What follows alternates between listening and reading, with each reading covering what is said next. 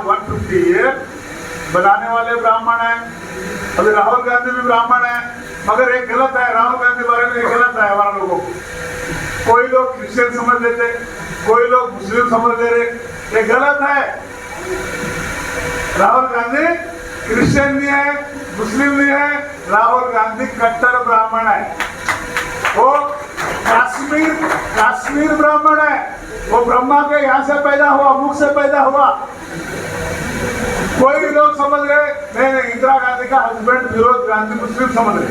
इंदिरा गांधी का हस्बैंड है ना, उसका पति, इंदिरा गांधी का पति हस्बैंड फिरोज गांधी, फिरोज से मुस्लिम समझ रहे। फिरोज गांधी पारसी है, ब्राह्मण और पारसी विदेशी का है। फिरोज गांधी नो मुसलमान, नो क्रिश्चियन, फिरोज गांधी पारसी है। ब्राह्मण कितना खतरनाक है, पारसी भी इतना खतरनाक है। कोई लोग जानकारी नहीं, जानकारी अभाव से ये मुस्लिम समझ ले रहे, कोई क्रिश्चियन समझ ले रहे। ओबीसी तो बीजेपी के साथ है, ओबीसी ज्यादा से ज्यादा संख्या ओबीसी बीजेपी के साथ है। और कांग्रेस के साथ कौन है? मुसलमान, क्रिश्चियन, आदिवासी, शेड्यूल कास्ट। ये लोग, ये राहुल गांधी संविधान पकड़ लिया ना, अब संविधान पकड़ लिया। संविधान तो मेथराम साहब ने पकड़ाया, राहुल गांधी नहीं पकड़ा। संविधान राहुल गांधी पकड़ा। संविधान में क्या है राहुल गांधी को भी नहीं मालूम। संविधान हाथ में पकड़ लेते, हिंदुस्तान चिल्लाते रहते। वो संविधान में India that is Bharat, Bharat that is India है, मगर उन लोग हिंदुस्तान चिल्ला रहे। संविधान पकड़ने का मजबूर भारत मुक्ति मोर्चा और वाम से किया राहुल गांधी। राहुल गांधी कट्टर ब्राह्मण है और कुछ भी चलो भाई थोड़ा देर के लिए मुसलमान क्रिश्चियन, हमारा राहुल गांधी क्रिश्चियन है, मुसलमान है, तो पार्लियामेंट में ऐसा सेट उठा के जने दिखाया।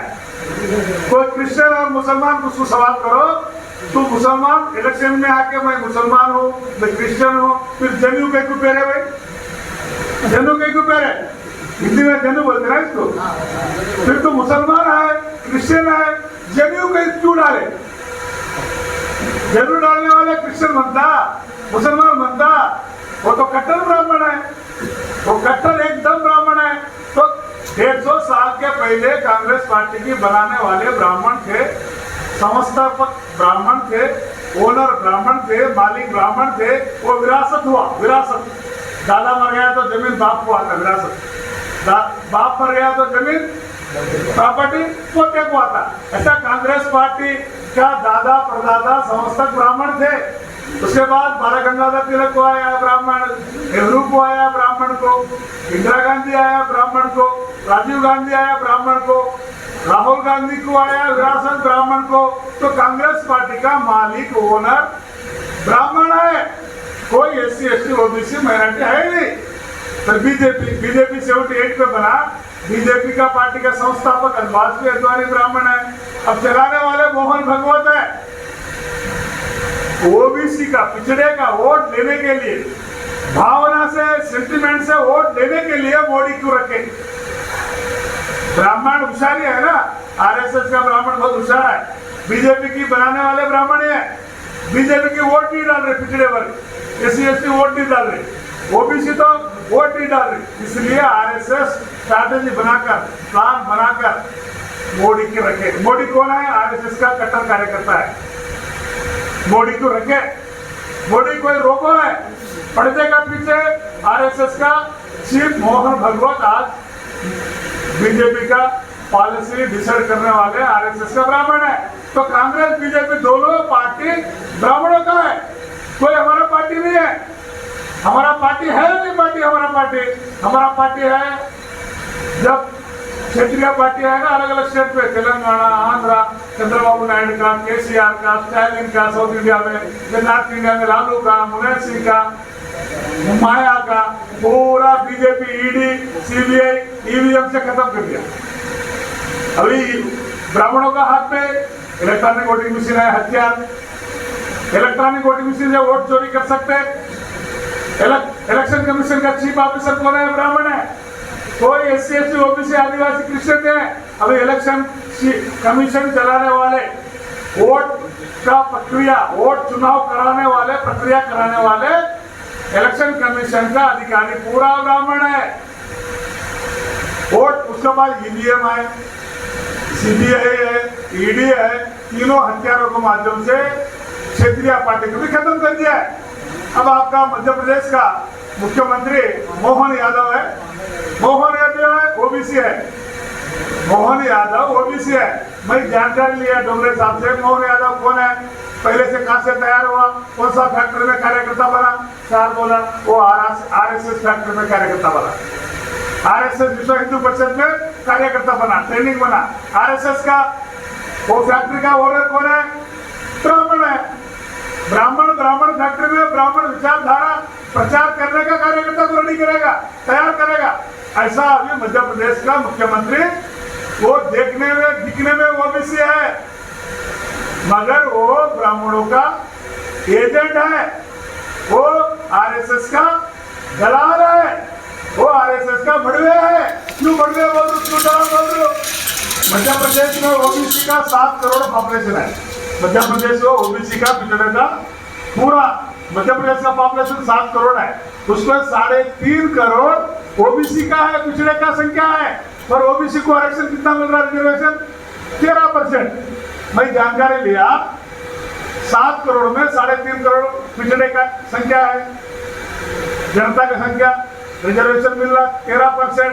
फिर मुख्यमंत्री ओबीसी, प्रधानमंत्री ओबीसी, रिजर्वेशन 13%, रिजर्वेशन 13%, एसटी को 22%, एससी को 15%, एससी एसटी ओबीसी तीनों को मिलकर 50% है।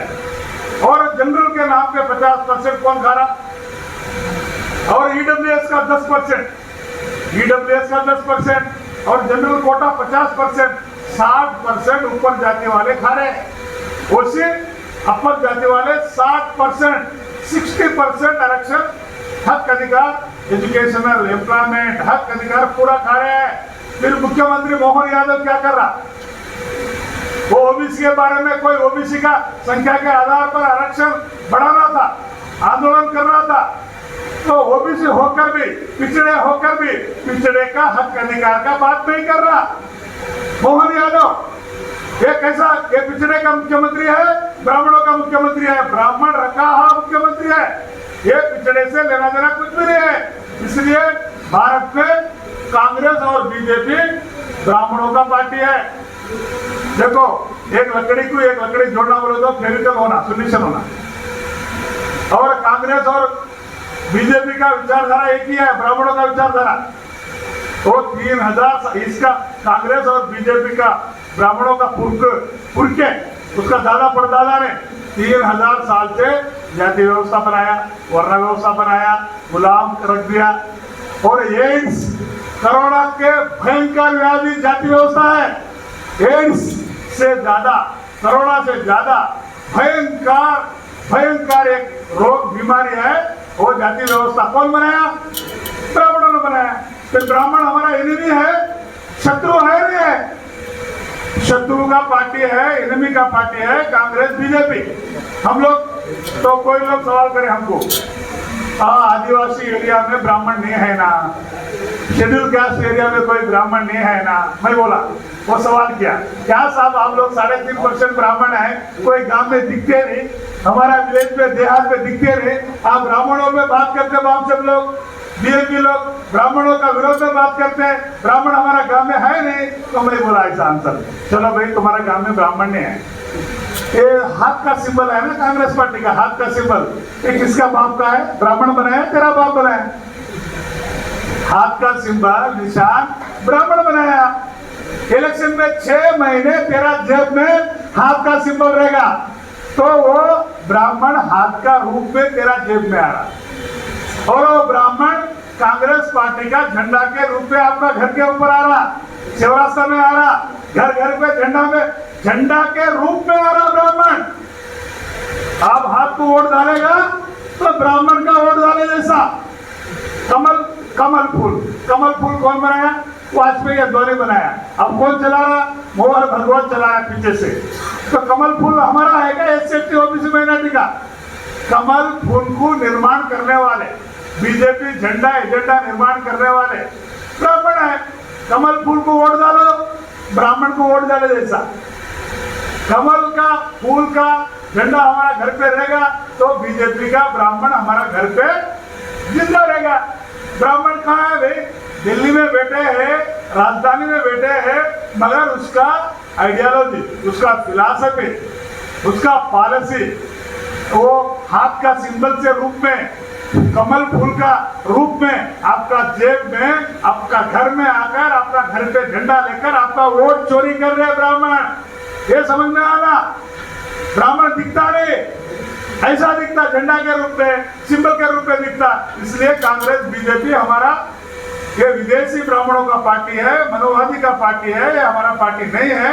ये 3000 साल से ब्राह्मण लोग एजुकेशन से दूर, संपत्ति से दूर, पढ़ने लिखने से दूर, पढ़ेंगे लिखेंगे तो रंडी काट दिया, मुंह काट दिया, जीभ काट दिया।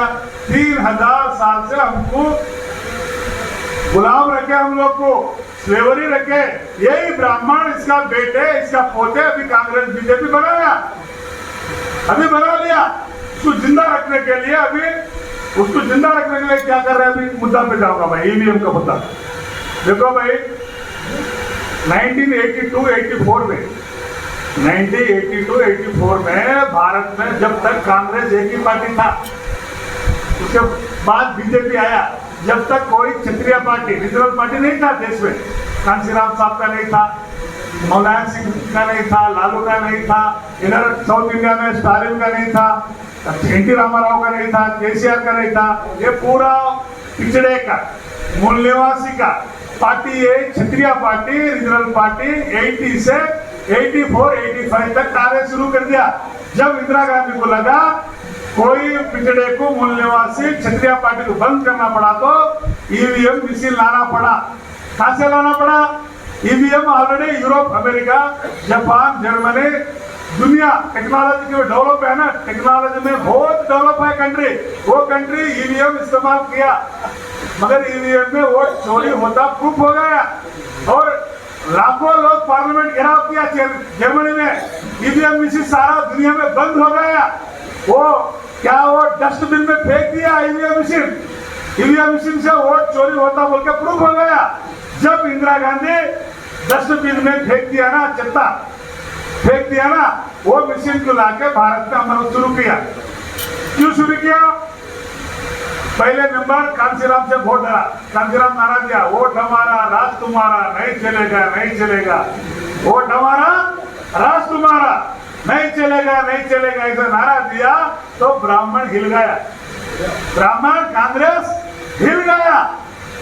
तो जब होशियारी से ईवीएम मशीन लाया कांशीराम मूवमेंट को रोकने के लिए और क्षत्रिय दल को रोकने के लिए, Indira Gandhi EVM machine, electronic voting machine लाया, उसके बाद अमल किया और वो पावर में लिया। उसके बाद 2011-2009 में ये ईवीएम मशीन में वोट चोरी होता, वोट चोरी पक्का होगा, ऐसा कौन उठाया पहले मुद्दा? बीजेपी वाले। बीजेपी का एक जीएल नरसिंहाराव राज्यसभा एमपी है, वो आंध्रा से, एक सुब्रमण्यम स्वामी तमिलनाडु से एमपी बीजेपी, एक अद्वानी बीजेपी का, बीजेपी पार्टी को बड़ा करने वाले नंबर 1 लीडर अद्वानी, ये तीनों भी ब्राह्मण है। ये तीनों, वो जीएल नरसिंहाराव एक ब्राह्मण है ना, वो राज्यसभा एमपी, पूरे किताब लिखा ईवीएम के द्वारा डेमोक्रेसी बहुत रिस्क में है, लोकतंत्र खतरे में है, ऐसा एक किताब लिखा, बुक लिखा। कौन लिखा? बीजेपी का एमपी जीएल नरसिंहाराव ब्राह्मण लिखा। ईवीएम मशीन द्वारा लोकतंत्र का खतरे है, ऐसा वो जीएल नरसिंहाराव बुक लिखा। वो किताब को पहले एडिटोरियल अद्वानी लिखा और वोट चोरी कैसा कैसा होता, और जीएल सुब्रमण्यम स्वामी तमिलनाडु के एमपी जापान को जाके पूरा डाटा इकट्ठा किया। ये तीनों जाके सुप्रीम कोर्ट में केस डाले। केस डालने के बाद कांग्रेस के ब्राह्मणों को, जयराम रमेश, आनंद शर्मा, प्रणब मुखर्जी और चिदम्बरम, ये सब पूरा ब्राह्मण है, कांग्रेस का ब्राह्मण। डर लग गया, सोनिया गांधी के डर लग के आरएसएस का भागे, आरएसएस का पास, मोहन भगवत के पास भागे ये लोग। देखो हमारा विरोध में बीजेपी का लोग सुप्रीम कोर्ट में केस डाल दिए, हम लोग परेशान हो जाएंगे और लोग भारत का जनता हमको दबा दबा के मारेंगे, ऐसा डर के जाके अंडरस्टैंडिंग हुआ, नहीं केस वापस लो, हम भी 10 साल चोरी करके जीते, आप भी 10 साल चोरी करके जीतो, ऐसा बीजेपी कांग्रेस के बीच में समझौता हुआ। मगर 10 साल कांग्रेस कर लिया, अभी 10 साल बीजेपी 2 पीरियड कर लिया, तीसरा बार आया जब राहुल गांधी मुद्दा लाया बात, तीसरा बार लाया तो जब राहुल गांधी 5 वोटर लिस्ट का चोरी बोला। वोटर लिस्ट कैसा, ईवीएम में डाले गया तो चोरी होगा ना, ईवीएम में डालने के बाद ही चोरी होगा। वोटर लिस्ट का बात उठा रहा राहुल गांधी, मगर ईवीएम का विरोध में बात नहीं कर रहा। तो क्या फिर राहुल गांधी ईवीएम चाहता, फिर ईवीएम से वोट चोरी करना चाहता? क्यों? देश में ओबीसी का जनगणना करो, ओबीसी का 52% का हक अधिकार दो, पार्लियामेंट में कानून बनाओ, सारा भारत में ओबीसी का एजेंडा मुद्दा वामन मेश्राम साहब का वजह से 15 साल का कठिन श्रम का वजह से भारत में एजेंडा बन गया। भारत में ओबीसी का एजेंडा बनाने वाले भारत मुक्ति मोर्चा है, बहुजन मुक्ति पार्टी है, मेश्राम साहब का त्याग बलिदान है। इसलिए आज ओबीसी वाले वोट ब्राह्मण को वोट डालने वाले नहीं है।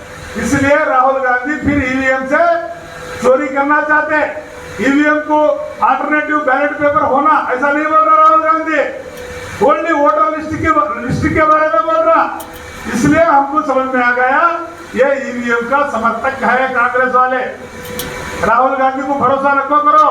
राहुल गांधी 1 ईयर बैक कांग्रेस का वर्किंग कमेटी मीटिंग हुआ, तो इलेक्शन का पहले 2024 के इलेक्शन के पहले तो आनंद शर्मा और जयराम रमेश पूछे वर्किंग कमेटी में, वो थोड़ा पेपर में खबरें भी आया था, क्या राहुल गांधी थे आप जनगणना का बात कर रहे, सेंसस का बात कर रहे, तेरा बाप रोका, तेरा दादी रोका, तेरा परदादा नेहरू नहीं करने दिया, बाबा साहब अम्बेडकर ओबीसी का हक अधिकार के लिए बिल लाया था पार्लियामेंट में, जब नेहरू भी रोक दिया, सेंसस इंदिरा गांधी भी नहीं किया, राजीव गांधी भी नहीं किया, आप पागल हो गए क्या?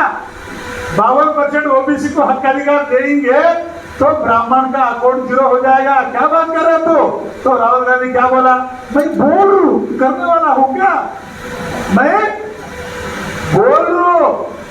बोल के प्रधानमंत्री होने वाले हो, ओबीसी का वोट लेने वाले हो, फिर करने वाले नहीं हो। क्यों परेशान हो रहे, क्यों परेशान हो रहे?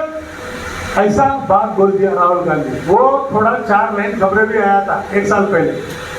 तो ओबीसी कोई भारत में कांग्रेस में विश्वास करने वाले नहीं है, इसलिए राहुल गांधी अभी ईवीएम मशीन को लाना चाह रहे, ईवीएम मशीन लाना चाह रहे।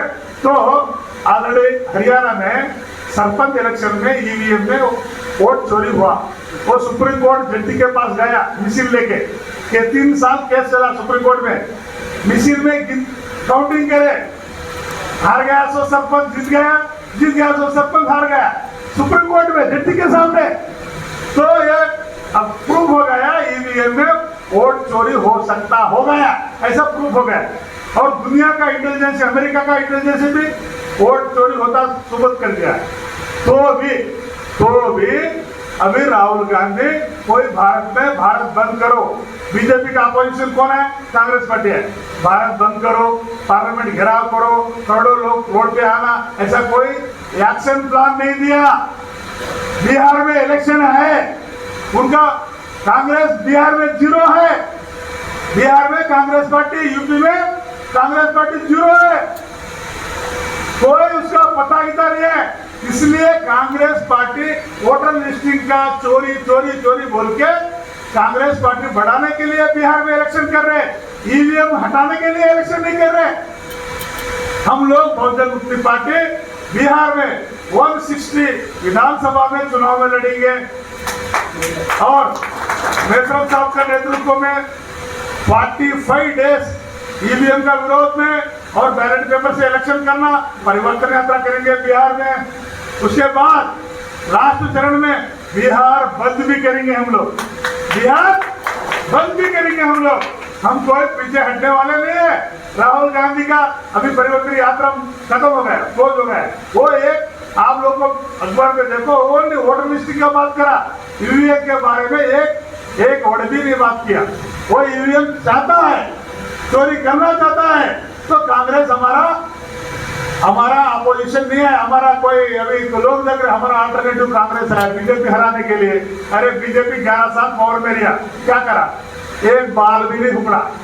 क्या करता बीजेपी? कांग्रेस बहुत डेंजर है। बीजेपी तुम्हारा मध्य प्रदेश में बीजेपी है, छत्तीसगढ़ में बीजेपी है, यूपी में बीजेपी है, सारा भारत में बीजेपी है। क्या कर सकते? अभी ईवीएम का घोटाला बाहर आ गया, मोदी अमित शाह अभी तक भारत छोड़ के भाग जा रहा था। अभी तक बंगला का प्रधानमंत्री भाग गया, श्रीलंका का प्राइम मिनिस्टर भाग गया, जनता भगा दिया। अभी तक अपोजिशन कांग्रेस वाले पार्लियामेंट और रोड बंद, भारत बंद करे तो मोदी और अमित शाह भारत छोड़ के भाग जाना था, अमेरिका नहीं तो इंग्लैंड को भाग जाना था। फिर कांग्रेस अपोजिशन पार्टी क्या कर रही? तो इससे ईवीएम को समर्थन है कांग्रेस का, ये पता होना आपको। ये ईवीएम का मुद्दा। सेकंड है सेंसस का मुद्दा, जाति जनगणना मुद्दा। देखो जाति जनगणना कर देगा ना, ओबीसी का 52% ओबीसी का 75 साल से उसका हक अधिकार कौन खा रहा? सेंसस करेगा तो ओबीसी को पता मालूम हो जाएगा। अभी लगता है कांग्रेस बीजेपी वाले क्या प्रचार कर रहे हैं? अरे बाबा साहब अम्बेडकर संविधान से एससी एसटी को आरक्षण दे दिया, एससी एसटी को आरक्षण दे दिया, ओबीसी को नहीं दिया, ओबीसी को नहीं दिया। तुम्हारा हक अधिकार ओबीसी का एससी एसटी खा लिया। ऐसा गलत प्रचार कांग्रेस बीजेपी करता गाँव में। मगर बाबा साहब अम्बेडकर ओबीसी के लिए 52% आरक्षण होना, रिजर्वेशन होना, हक होना, पार्लियामेंट में बिल उस दिन बिल भी रखा था, मगर ब्राह्मण उसको फेल कर दिया। इस ओबीसी का हक अधिकार के वजह से बाबा साहब अम्बेडकर मिनिस्टर पोस्ट को रिजल्ट देना पड़ा। इसके लिए दिया, ओबीसी के लिए दिया। और 75 साल से ओबीसी का आरक्षण नहीं, बिल पास नहीं कर रहा है ब्राह्मणों लोग। अभी सेंसस होने के बाद हमारा संख्या इतना, हमारा संख्या इतना, और धोबी का संख्या, लवार का संख्या, ओबीसी का संख्या, जाति का आंकड़ा आ जाएगा। आने के बाद ओबीसी को पता मिलेगा, अरे ओबीसी का हक अधिकार 75 साल से ब्राह्मण चोरी कर लिया।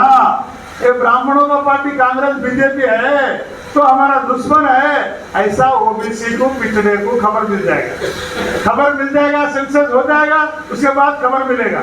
खबर मिलने के बाद ओबीसी बोलेगा हमारा संख्या के अनुपात में पार्लियामेंट में कानून बनाओ। अरे मोदी आप ओबीसी है ना, कानून बनाओ, नहीं तो कुर्सी छोड़ो। ऐसा हमारा आज देश में राष्ट्रीय पिछड़े वर्ग मोर्चा के माध्यम से मूवमेंट चल रहा।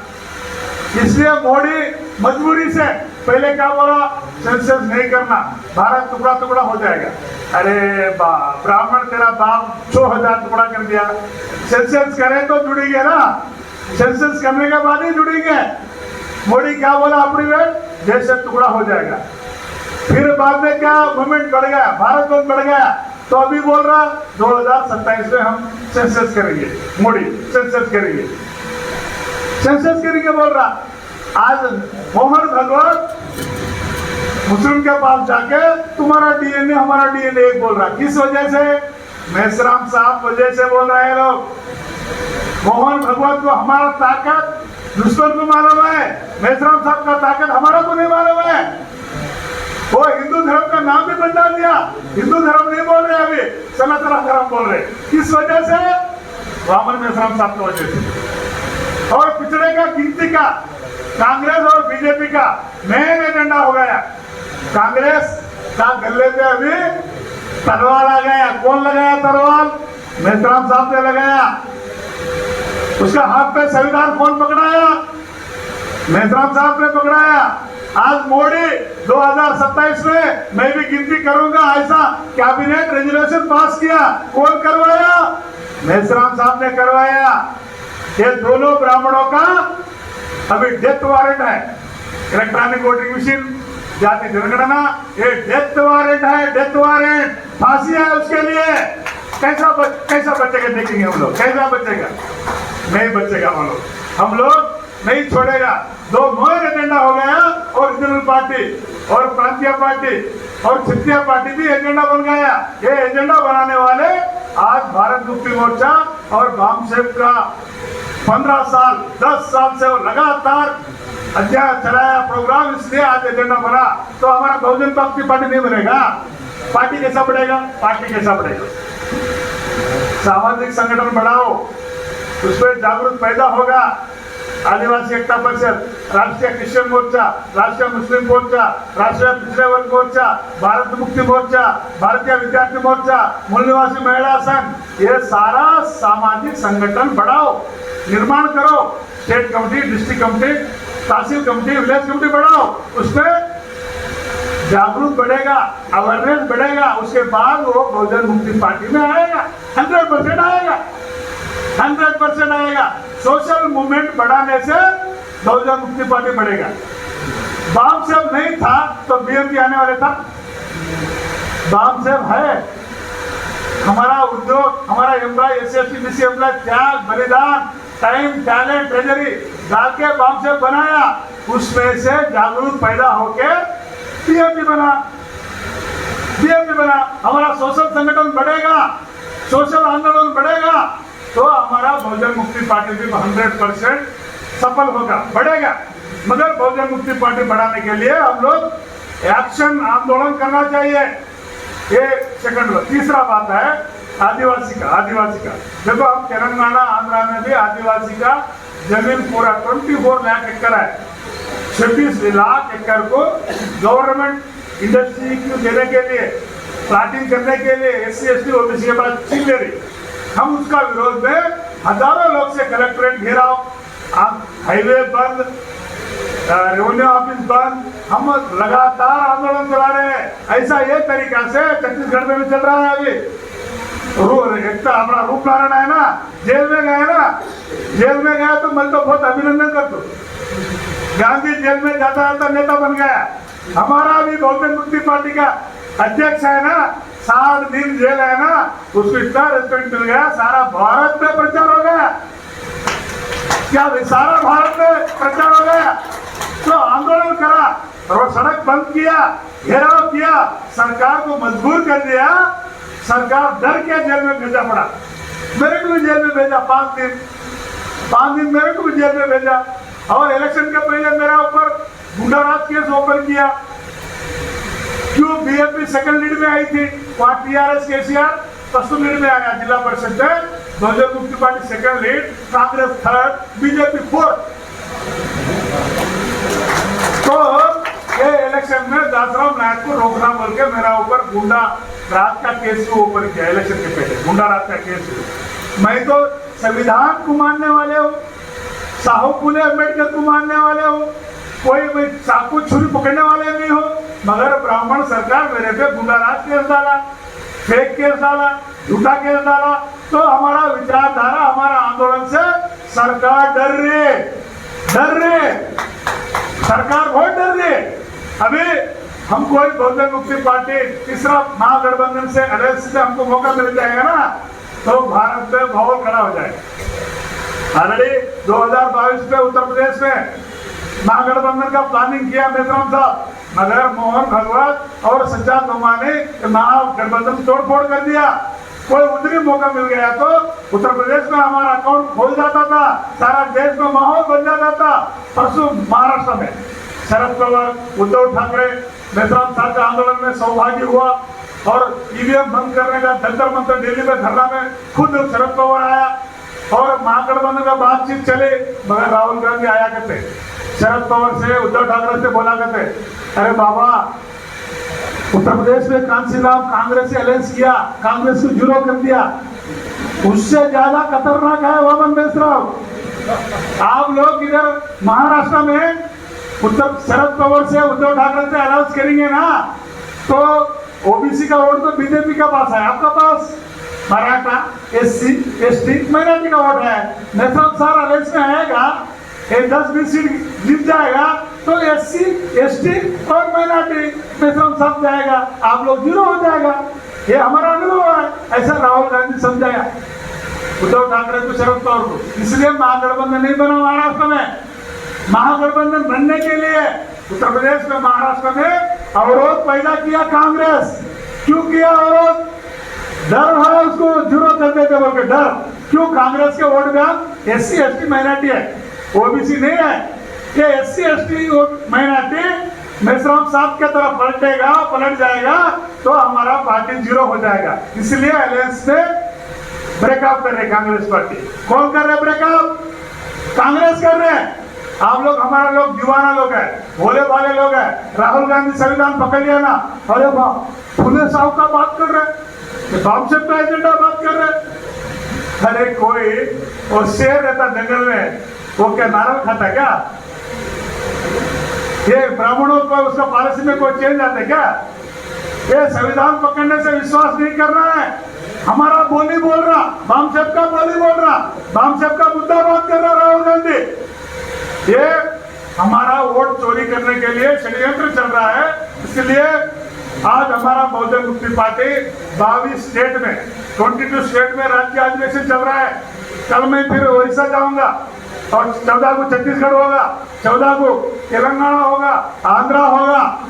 ऐसा 22 स्टेट में, 22 स्टेट में राज्य अधिवेशन होने वाले हैं। उसके बाद अक्टूबर फर्स्ट वीक में मुंबई में, महाराष्ट्र मुंबई में हजारों लोग से डेलीगेट से राष्ट्रीय अधिवेशन होने वाले हैं। हजारों लोग से अधिवेशन होने वाले हैं। संगठन डेली बढ़ रहा है। दुश्मन डर रहा है। डर के वजह से संगठन का तोड़ फोड़, कंफ्यूजन फैलाने का, हमारा एजेंडा हमारे से पहले बात करने का, हमारा एजेंडा हमारे से पहले बात करने का ऐसा षड्यंत्र कर रहा है। इसलिए बहुजन मुक्ति पार्टी आगे बढ़ना बोले तो आंदोलन करना है, एक्शन प्लान करना है, रोड बंद, सड़क बंद, कलेक्टर घेराव, 10 रो 20 रो, एक आदमी के पास एक झंडा रहना, हाफ मीटर का, 5 फीट का लकड़ी रहना, हाफ मीटर का झंडा रहना, 20 लोग ले जाओ, कलेक्टर घेराव करो, अरेस्ट करने दो, 2 घंटा बिठाता, 4 घंटा बिठाता, छोड़ देता, कोई अंदर नहीं लग जाते। अंदर ले गया तो लीडर बन गया, महानेता बन गया, क्या डर है? अरे आपको अंदर डालने के बाद हम चुप रहेंगे क्या?